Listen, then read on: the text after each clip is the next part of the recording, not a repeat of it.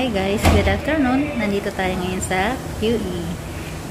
Appointment natin sa oncology para i-check up yung ating na radiotherapy 2 weeks ago. Ayan, after kasi ng radiation, may check after 2 weeks. Bakit hindi ito? Parang ayan guys, ang ating leeg, yung pag natatanggal na siya yung dead skin niya, nagiging white na siya, yung pumapalit. Pero yung ganito daw, babalik din sa dati, mga half year pa, so next year pa babalik sa dati skin. So pati guys, yung nasa dibdib ko, yung mga natatanggal na dead skin, puti na talaga. Ang aking katawan ay parang mapa na siya guys. Okay lang yan, basta gumaling lang tayo, basta sa ikagagaling natin. Ayan, wait lang tayo, matawag ng nurse. At yan pa guys, ang daming tubo. Ayan, mga ilang linggo na rin siya, hindi siya nawawala. Hindi pa siya nawawala guys. Sana man mawala din siya. Ayoko mag-stick dyan sa eyes ko yung bootleg na yan. Hi guys! Tapos na tayo ng ang check-up sa oncology. Yun, gandang balita. Hindi ko na kailangan bumalik dito sa QE. Maganda ang ating skin, yung mga puti na pumapalit na skin, bago na palang bagong skin. So hindi ko na siya a-applyan ng cream, yung orange na cream na binigay sa akin. 2 weeks ko na lang siyang gagamitin, tapos i-stop ko na. Pero yung Aqueous cream, continuous ang gamit hanggang sa maubos ang Aqueous cream. Tapos may binigay pa sa akin bago yung doktor nanghingi din ako kasi pang pwede rin gawing lotion yun Yun guys, thanks God, okay na. Ingatan ko lang kasi sabi ko nga sakit sa may bandang kilikili. Yun pala, yung pag mainit, kasi mainit yung katawan ko, yung part na radiation, na radiotherapy, mainit siya. So kailangan kong i-cool down. Anuhan ko siya ng malamig na towel. Yun, dadampi-dampian ko kasi nga sobrang init nung skin ko dito sa part na to, kaya siya sumasakit. Ayun, tapos nagkakaroon ng napapawisan, kaya sumasakit, nababasa yung skin. Yun guys, tapos may mga nakamot din ako na hindi ko sinasadya. Sa gabi pagtulog ako, nakamot ko bigla ng kuko ko, kaya may scratch. So iwasan kong makamot yung aking skin. Yun guys, thank you Lord, natapos na tayo sa isang hospital. So ang ating appointment na lang uli ay sa United Christian Hospital, doon na sa dati kong hospital guys. Malapit na yun sa amin, 10 minutes lang ang biyahe. Ay, ako nga pala ay magdadali-dali. Nakita ko 8 minutes ang 93K doon sa Labor Tribunal. Dito ako sa kabila guys, pupunta ako dito sa kabila kasi guys baka hindi ko abutin yung 93K doon sa Labor Tribunal. Dito sa left side sa may Wiley Road, wala nang dadaan ng ay stoplight. Saglit guys, i-check ko lang. Ang init kasi, kaya ayaw ko dun mag-antay sa Wiley Road. Sobrang init, wala ka masisilungan. Tingnan ko lang guys kung anong ilang minutes na lang.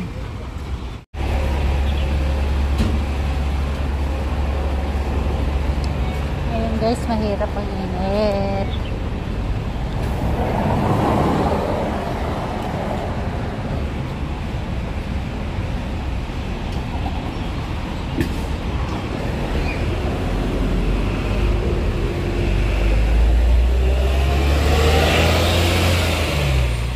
Good morning guys. Ngayon po ay Friday, magluluto tayo ng fried rice. Ayan, iniipon ko yan guys araw-araw pag may natitira akong kanin sa rice cooker, tinatabi ko siya. Lalahukan natin guys ng dried shrimp, hamay. Meron din lapchon. Ayan, chorizo sa atin sa Pinas.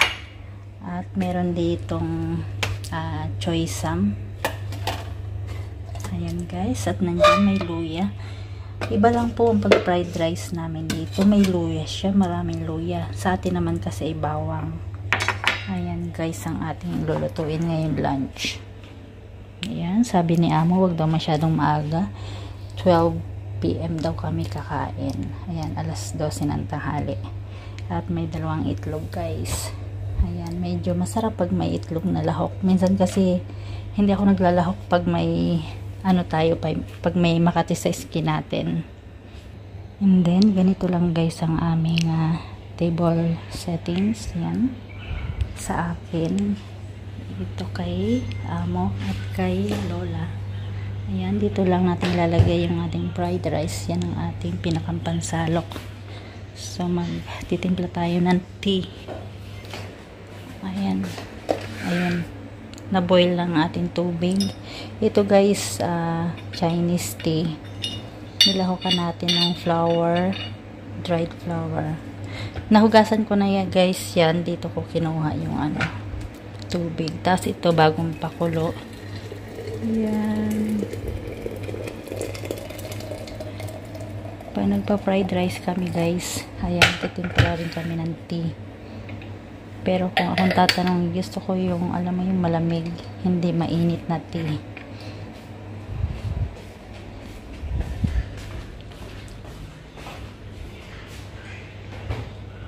Pakita ko sa inyo guys yung pinuti ni Lolang Chikwa. Hairy guard ito guys, ang laki-laki. Pagising ko kayo ng umaga, nandito na siya. Yung pala nagpitas na si Lola ng hairy guard. Mamaya namin niyang hapon lulutuin with the sotanghon and yun, dried shrimp again. Yun guys. Nakaligo na rin ako guys. After ko maligo, si Lola naman ang kasunod ang aking alaga. Ayan. At bumaba naman siya. So, ang gagawin natin ngayon, magluluto na tayo ng lunch natin.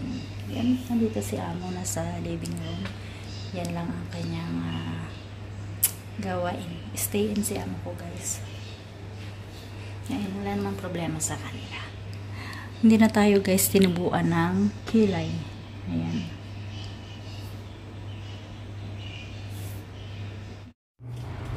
Ito na nga guys, habang nag-iintay tayo ng pagluluto ng hapunan, may oras pa tayo, kaya ito guys, nag-stretching muna ako ng aking braso. So kailangan ko talagang i-stretch tong braso ko, gawa ng masakit ang ilalim ng kilikili ko. Bali yung kabaak ng aking braso sa ilalim, kabaak ng likod, medyo numbness siya, na medyo masakit.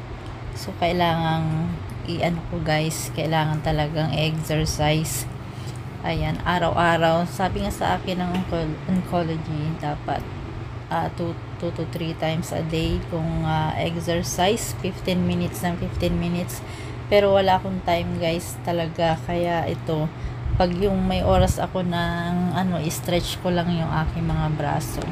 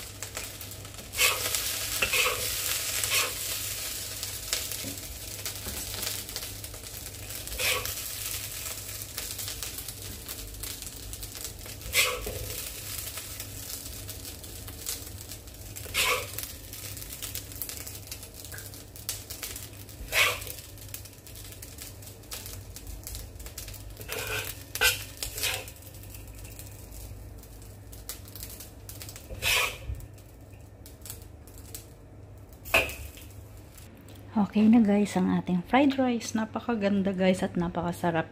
Alam nyo guys, dito lang ako natutong mag fried rice kila lola. Pero doon sa dati kong 8 years ako doon sa first employer ko, nagtatry talaga ako mag fried rice, talagang hindi makain. Ewan ko kung bakit.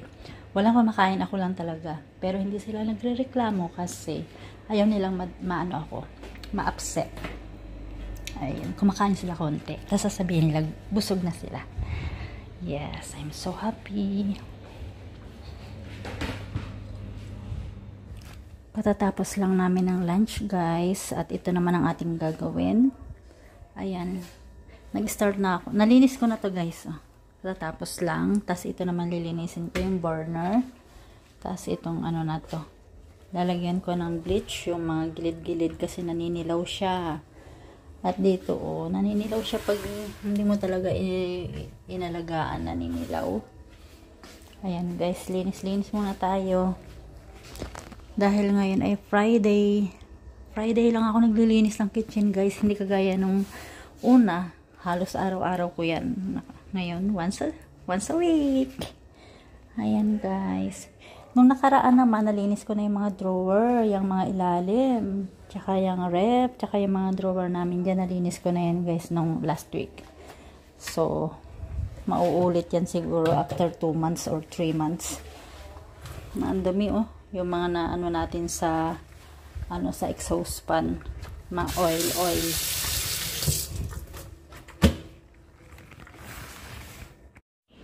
Ayan guys, kalinis na. Malinis ang aming mga rice cooker. Malinis ang aming kitchen. O diba, pwedeng manalamin. Yan guys. So ngayon, ang gagawin natin, kumakain ako guys ng apple. Ang gagawin natin ngayon ay matutulog na tayo guys.